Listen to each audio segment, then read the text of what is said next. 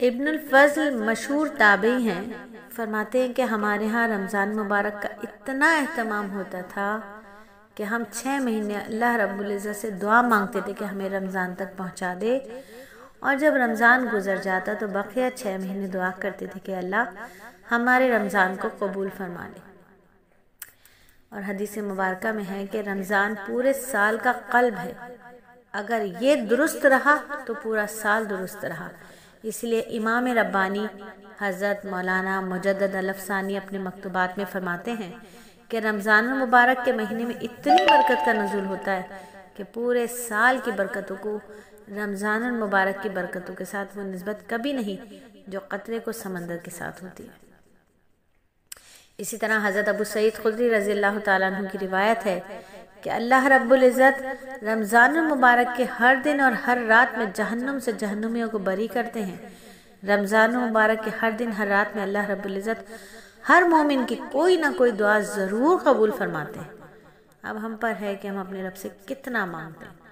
قبولیت کا اشارہ دے دیا گیا ہے۔ ہمیشہ مانگنے والے کو اپنے دامن کو چھوٹا ہونے کا شکوہ ہو رہا ہوتا ہے، مگر دینے والے کے خزانے بہت بڑے ہیں۔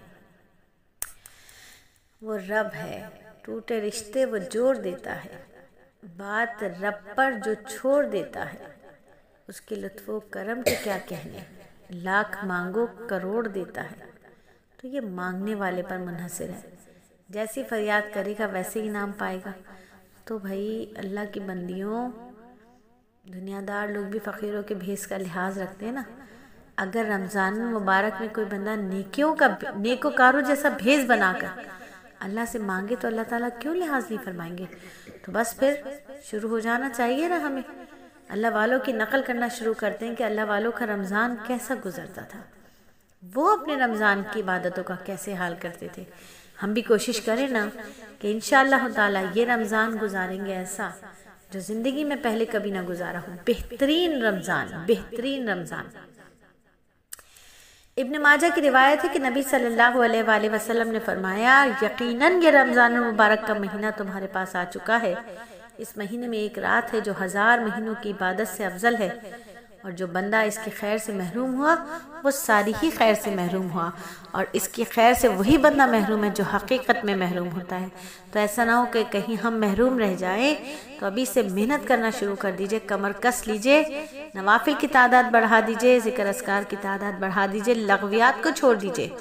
میں بھی ایسے ہی کروں، آپ بھی ایسے ہی کیجئے کہ ایک مرتبہ میرے نبی صلی اللہ علیہ وآلہ وسلم نے ارشاد فرمایا، تمہارے اوپر آ گیا ہے جو برکت والا مہینہ ہے، رمضان تمہارے اوپر آ گیا ہے جو برکت والا مہینہ ہے، اس میں اللہ رب العزت تمہاری طرف متوجہ ہوتے ہیں، تم پر رحمتیں نازل فرماتے ہیں، تمہارے خطاؤں کو معاف کرتے ہیں اور دعاؤں کو قبول فرماتے ہیں، اور اس میں تمہارے تنافس کو دیکھتے ہیں۔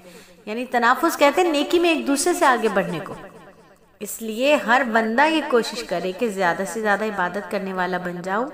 جیسے کلاس میں امتحان ہوتے ہیں نا، تو ہر بچے کی کوشش ہوتی ہے کہ میں فرسٹ آؤں، تو اسی طرح رمضان المبارک میں ہماری کوشش ہو کہ ہم زیادہ سے زیادہ عبادت کرنے والے بن جائیں۔ اور دیکھیں کبھی کبھی ترغیب دینے کے لیے اگر ہم اپنی عبادت کا ذکر کر دیں اور دل میں یہ نہ ہو کہ ہم ریاکاری کر رہے ہیں یا شو بازی کر رہے ہیں، بلکہ یہ ہو کہ ایک ٹف کمپٹیشن ہو جائے میرے اور آپ کے درمیان، دوستوں میں بھی ایک مقابلہ ہو جاتا ہے نا۔ تو چلیے اس رمضان بتائیے کتنے پڑھنے ہیں قرآن، اس رمضان کتنے نوافل روز ہم پڑھیں گے، کیا تعداد ہوگی، اگر خدا نہ خواستہ نماز قضا ہیں تو کتنی نمازوں کی روزانہ ہم قضا مکمل کریں گے۔ ایک ٹارگٹ بناتے، میں بھی بناؤں اور آپ بھی بنائیں، پہلے رمضان سے انشاءاللہ تعالی آخری رمضان تک۔ یہ رمضان ایسا ہوگا جو زندگی میں کبھی نہ گزرا ہو، زندگی کا سب سے بہترین رمضان گزاریں گے انشاءاللہ تعالی، کہ شاید یہ میرا آخری رمضان ہو۔